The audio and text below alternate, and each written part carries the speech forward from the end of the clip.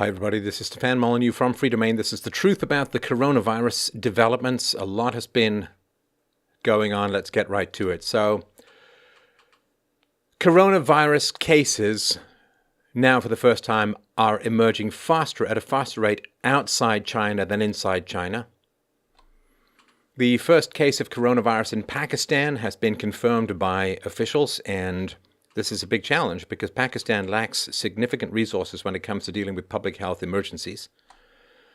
Iran is now one of the epicenters of the coronavirus outbreak, with the second highest death toll after China. U.S. universities are cancelling study abroad programs in Italy and urging students to return to the U.S. amid soaring coronavirus cases. A flight attendant for Korean Air who worked several flights out of Los Angeles International Airport has been diagnosed with coronavirus.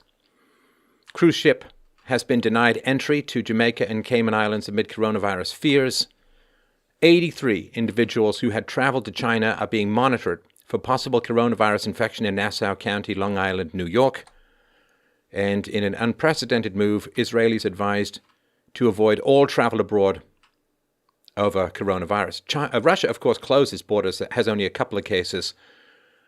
But I guess open borders and globalism, well, it's a cult, and it doesn't matter how many bodies pile up.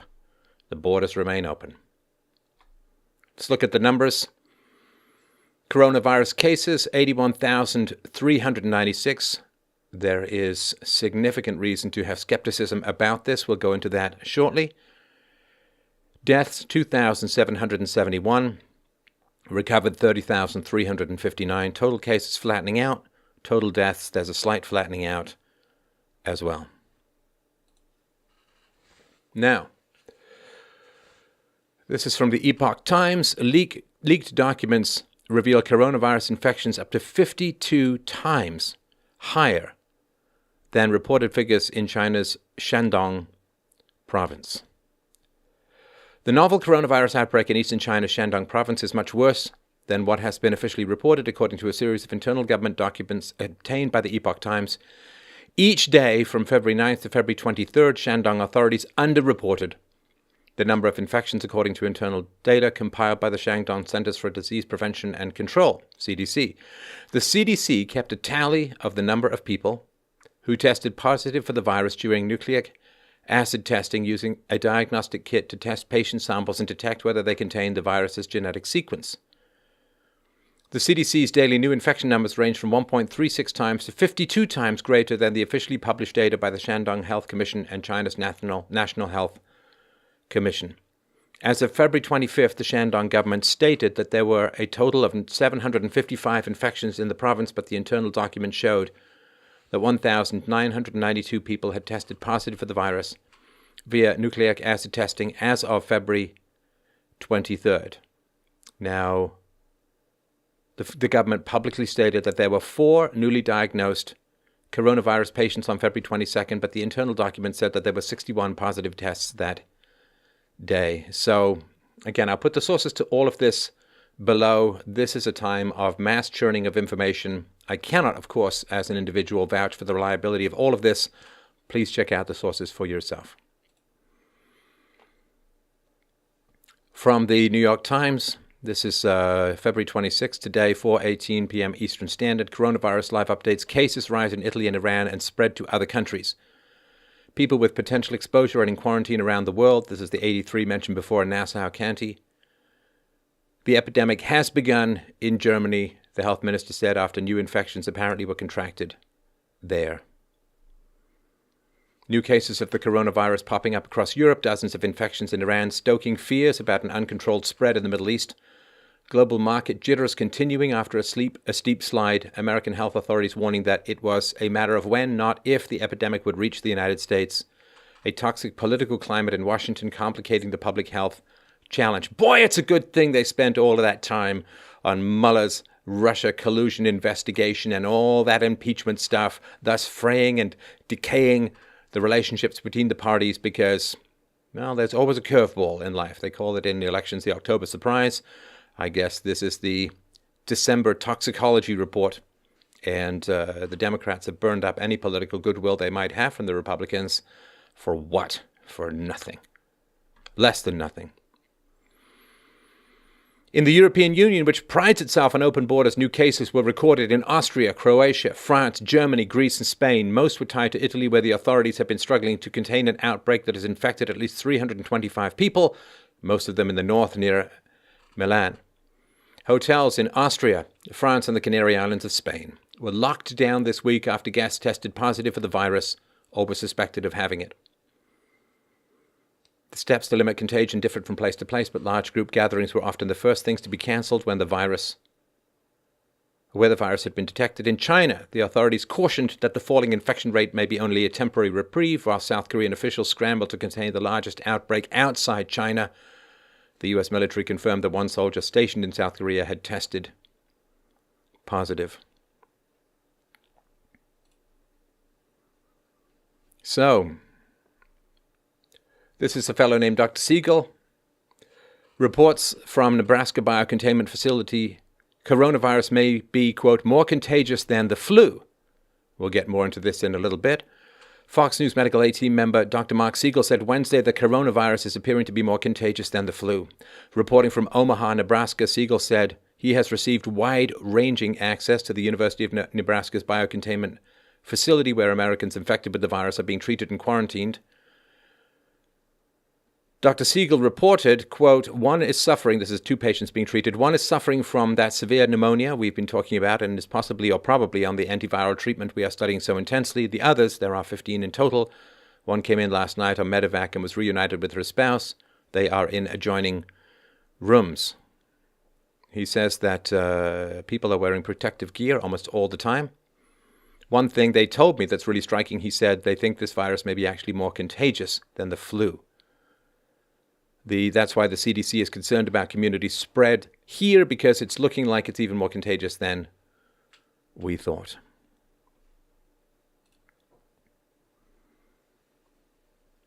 So here's an article from Vox. Deadly pathogens escape the lab over and over again.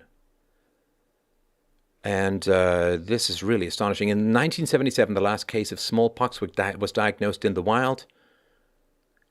And that moment came at the end of a decades-long campaign to eradicate smallpox, a deadly infectious disease that killed about 30% of those who contracted it. From the face of the earth, about 500 million people died of smallpox in the century before it was annihilated. But in 1978, the disease cropped back up in Birmingham in the United Kingdom. Janet Parker was a photographer at Birmingham Medical School. When she developed a horrifying rash, doctors initially brushed it off as chickenpox. After all, everyone knew that smallpox had been chased out of the world, right? Parker got worse and was admitted to the hospital where testing determined that she had smallpox after all. She died of it a few weeks later. How did she get a disease that was supposed to have been eradicated? Well, it turned out that the building that Parker worked in also contained a research laboratory, one of a handful, where smallpox was studied by scientists who were trying to contribute to the eradication effort. Some papers reported that the lab was badly mismanaged, with important precautions ignored because of haste. The doctor who ran the lab died by suicide shortly after Parker was diagnosed. Somehow, smallpox escaped the lab to infect an employee elsewhere in the building. Through sheer luck and a rapid response from health authorities, including a quarantine of more than 300 people, the deadly error didn't turn into an outright pandemic. And this, by the way, is an article from 2019, from March of 2019, so 10 months or so, 9 months before COVID-19. All over the world, bioresearch labs handled deadly pathogens, some with the potential to cause a pandemic.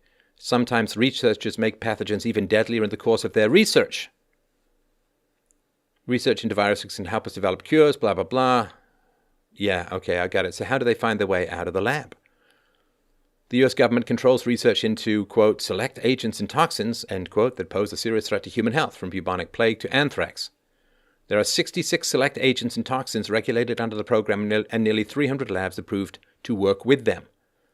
So, yeah. New biology techniques also allow for more controversial forms of research, including making diseases more virulent or more deadly to anticipate how they might mutate in the wild. Come on.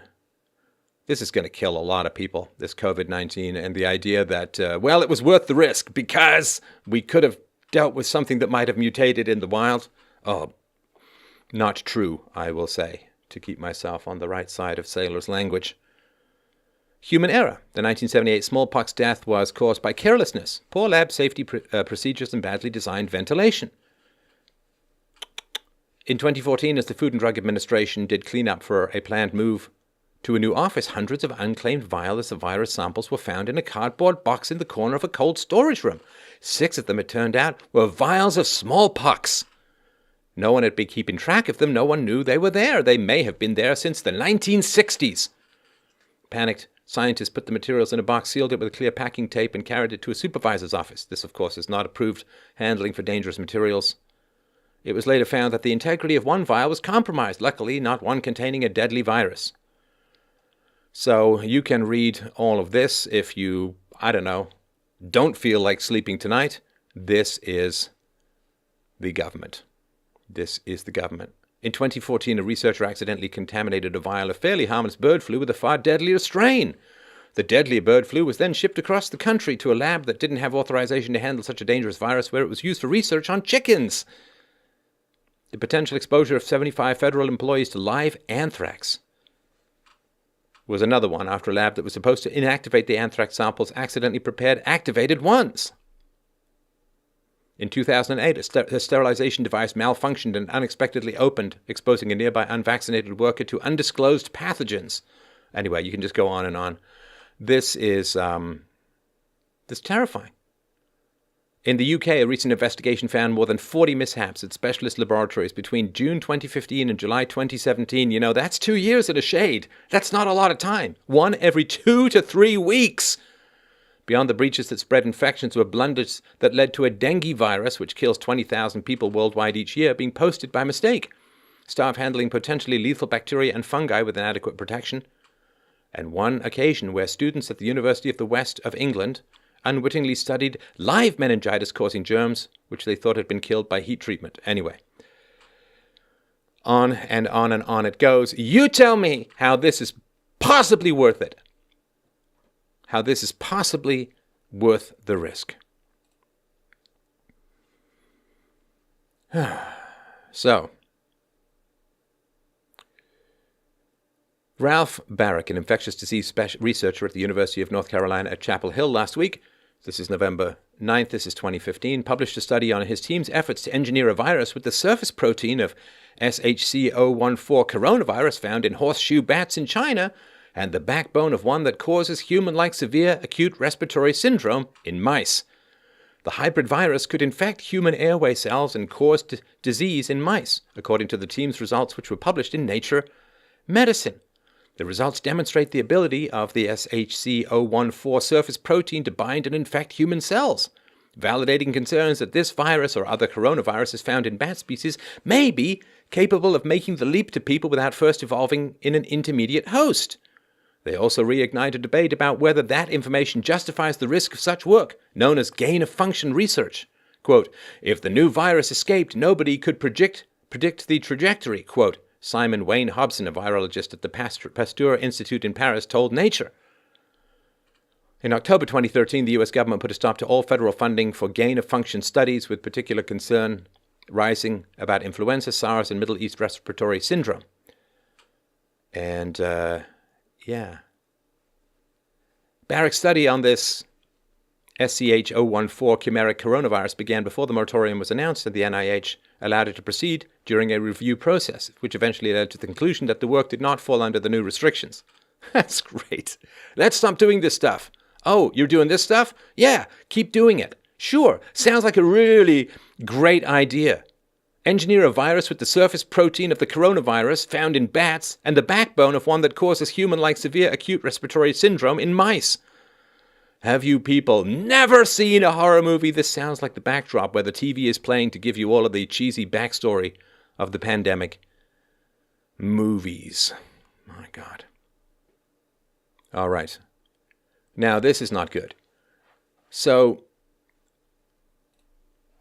some of these recovered COVID-19 patients in Guangdong province have tested positive again. This is about 14% of patients who recovered from the novel coronavirus were discharged from hospitals in southern China's Guangdong province, and they were tested positive again in later checkups, according to the local health authority.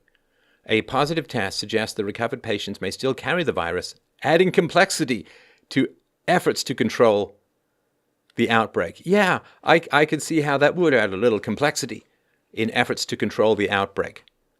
So you've recovered. You're still carrying the virus. Does that mean you're still infectious? I assume so. Does that mean you can never be not infectious? Well, that's not good. That's 14% of patients. Now, to my lovely friends in Australia, well, it's coming. It's just how long it takes to come. So, a virologist at the forefront of coronavirus research has warned Australians to stock up on essentials to prepare for home quarantine and school and work closures when the new coronavirus sweeps through the country. Associate Professor Ian Mackay of the University of Queensland said in his opinion a pandemic was inevitable and it was only a matter of time before SARS-CoV-2, the virus that causes the deadly COVID-19, ripped through the Australian population. The virus is too well entrenched in many countries around the world, he told 3AW's Neil Mitchell. It's coming. It's just how long it takes to come. China has slowed things down, so we've got time to prepare. We owe them for that. But it will get here eventually. Professor Mackay, who helped develop coronavirus tests for use in Australia, said the government had failed to advise citizens on how to prepare for what's coming. No, you know why? See, this is the thing, Professor Mackay. The government is too busy chasing people down for offensive tweets, and it's too busy telling people that the real danger is not some weird Frankenvirus cooked up in a lab in Wuhan. No, you see, the real danger is that the Earth might be a degree or two warmer in 100 years. That's where the massive amount of scientific research and energies and focus has been poured in. The real danger, you see, the American government hasn't been talking about any of this or dealing with any of this or having any kind of punishment for weird countries that are trying to Franken-mutate us into the next dimension. Because, you see, the real problem is that there were some Russian bots who bought a couple of $1,000s worth of ads on Facebook before the 2016 election, because the government always gets things right and has everything in proper focus. So, again, I will put that below. You may have noticed this. Iran's deputy health minister and an MP have both tested positive for the new coronavirus, proving privilege is no barrier to the disease. Well, I don't know how much privilege you actually have in Iran. This is I'll turn the sound off for this. So this is a medical worker waddling down the corridor of a hospital after a long and brutal shift. This is a nurse at Cayman Hospital fighting on the front line since February 11th. This is exhausting. And of course, when you're this tired, get sleep, people, get your rest, because as far as I'm no doctor, but my understanding is that it really does help your immune system when you're well rested. So yeah, this is a 46-year-old nurse, no sip of water or meal all day, trying to deal with this hellish virus. All right, how does the coronavirus kill, and how many people would it kill? And, I'm not trying to freak everyone out here. I'm just, don't shoot the messenger. This is important stuff. I said from the very beginning, I covered all of the stuff to do with Ebola. I covered a lot to do with other, quote, virus outbreaks that were going to be deadly and take us all down. And I'm pretty good at assessing this stuff now. And I said from the very beginning, this was the real deal. I said, because, you can look at the numbers, you can look at the lack of containment, you can look at the fact that it's a totalitarian government that's more interested in covering its own ass than informing the world and dealing with the problem. This could all have been dealt with, in my humble opinion, very early on if they'd been honest and contained people at the very beginning. But no, this is part of what I talked about in my documentary. I'll link to it below, Hong Kong Fight to Freedom. There is a cover your ass and don't report bad news because of shooting the messenger culture in China. I knew this was going to be a big deal, and also I knew it was going to be a big deal because the media largely ignored it for the first couple of weeks and said it wasn't a big deal. And that's, we're in this late Atlas Shrugged upside down world where the only reason you know something is important is you're told it's not. So coronavirus infections attack the respiratory tract, can lead to illnesses like pneumonia or the common cold. And we talked about this with SARS before. So the infection triggers fever and coughing. It then leads to shortness of breath in severe cases such as pneumonia. The nCoV infection could lead to gastrointestinal problems as well as kidney failure, according to the CDC. And again, you can look to this in more detail. A leading Chinese virology team compared the genetics and proteins of the new virus, nCoV and SARS. The team then warned the Wuhan nCoV poses a significant public health risk for human transmission because, as I talked about before, it has the ability to bind to a protein found on the surface of most human lung cells. Quote, people need to be reminded that risk and dynamic of cross-species or human-to-human transmission of coronaviruses are also affected by many other factors. So they are, coronaviruses are zoonotic, meaning they are transmitted between animals and people. And again, you can look in this in more detail. And while diarrhea is common in people infected by coronavirus, the fecal-oral route does not appear to be a common mode of transition. Leading U.S. health experts reportedly predicted in October that a new coronavirus could kill up to 65 million people in a year, in a warning issued 3 months before the recent outbreak in China. Boy, it's a good thing that I'm not into conspiracy theories, or that would be kind of a doozy. Like, what are the odds that right before this outbreak in China, there was a big warning about a new coronavirus? Experts at the prestigious Johns Hopkins Center for Health Security modeled a hypothetical pandemic on a computer program as part of research last October. Hypothetical coronavirus outbreak. It took 18 months to wipe out 65 million people around the world. Dr. Eric Toner, a senior researcher at Johns Hopkins, said he wasn't shocked when the news of the coronavirus outbreak in Wuhan first came out in late December. Really?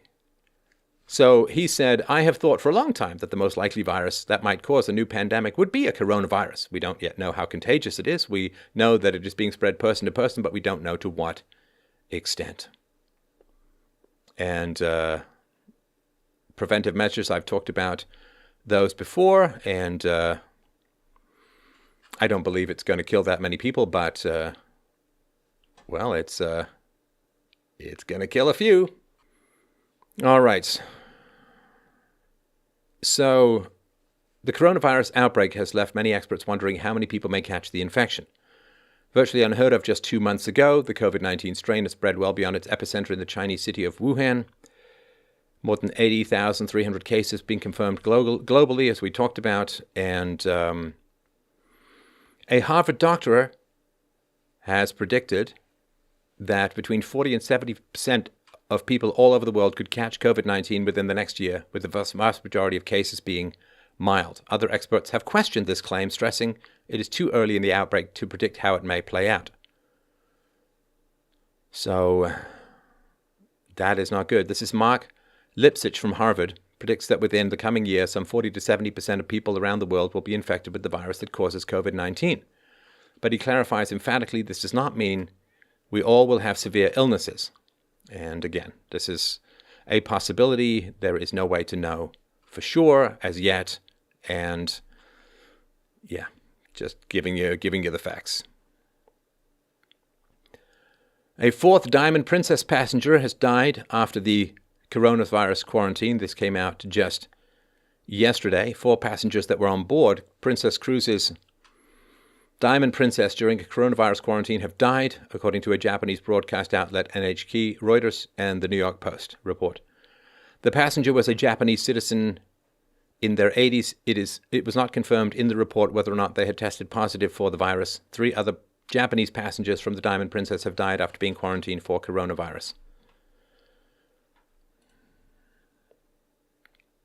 The economic effects, I was, of course, talking about this weeks ago, but the economic effects, the interruptions to the business-to-business supply chain, the fact that the last antibiotics manufacturing plant in America closed down in 2004, and 80% of America's antibiotics come from China.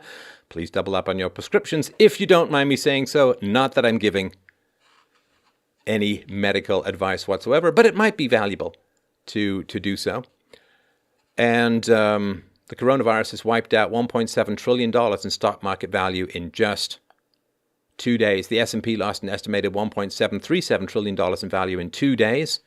Stocks cratered again on Tuesday as investors fled riskier assets amid intense fears about a slowdown in global growth caused by the deadly coronavirus.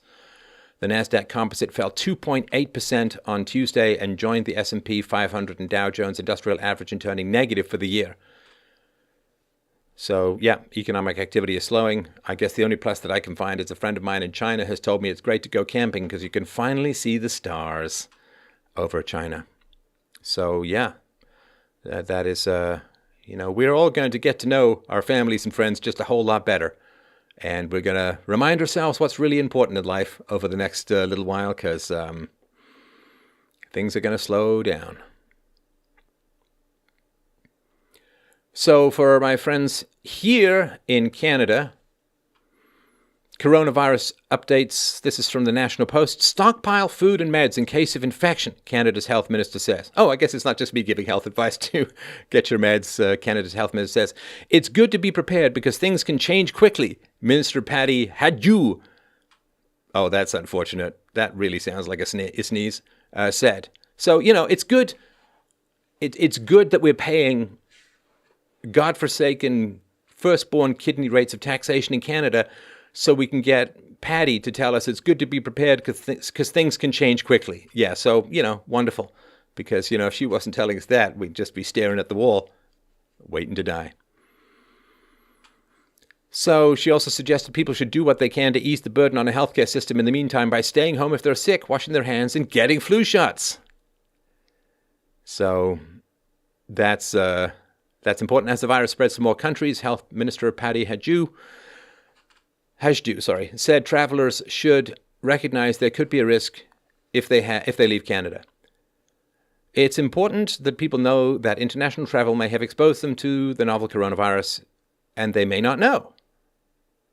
So, anyway, Norway's public health agency said on Wednesday that one person had tested positive for coronavirus and was being kept isolated at home in what was the country's first confirmed case. So, also wanted to point out that there have been people who have had the virus without symptoms for up to 42 days, from what I've been reading. Here in Italy, you can see these shelves are bare.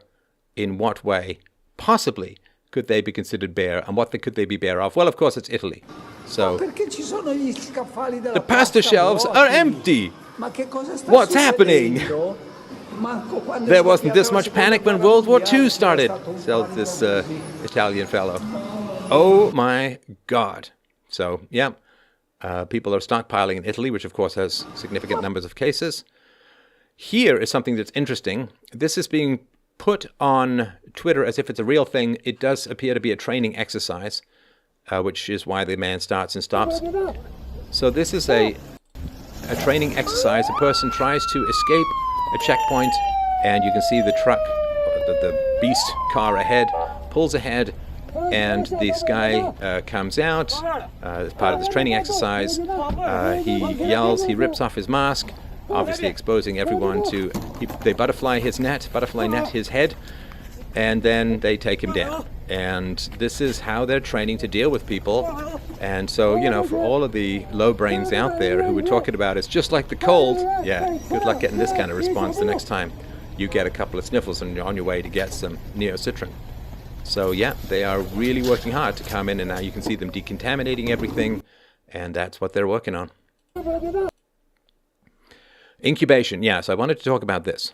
There is now a question of whether coronavirus has a longer incubation period than previously believed. Chinese media now reports that one patient was diagnosed 42 days after she returned home from Wuhan, while a new study led by China's top coronavirus experts found the virus incubation period could be as long as 24 days.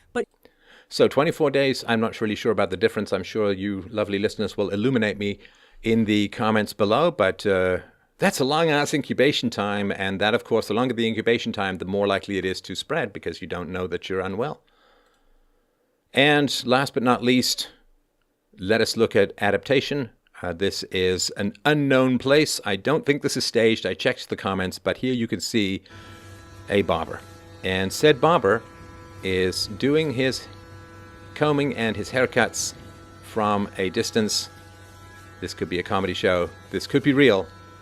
But this is the kind of adaptation that people are going to have to get used to for quite a considerable period of time. So thank you, everyone, so much. I hope that you find these helpful. Thank you for sharing this information, whether directly or indirectly, just verbally. I really do appreciate it. Please, please help out in what it is that I'm doing. You can do so at freedomain.com/donate. That's freedomain.com/donate. And please, my friends, stay safe out there and be prepared.